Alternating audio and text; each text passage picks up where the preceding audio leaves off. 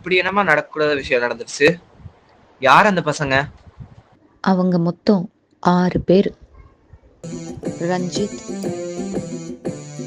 John, Mohammed, Matthew, Sriram. உனக்கு இப்ப இருக்கிற ஃப்ரெண்ட்ஷிப்பை விட அவங்களோட ஃப்ரெண்ட்ஷிப் ரொம்ப ஸ்ட்ராங்.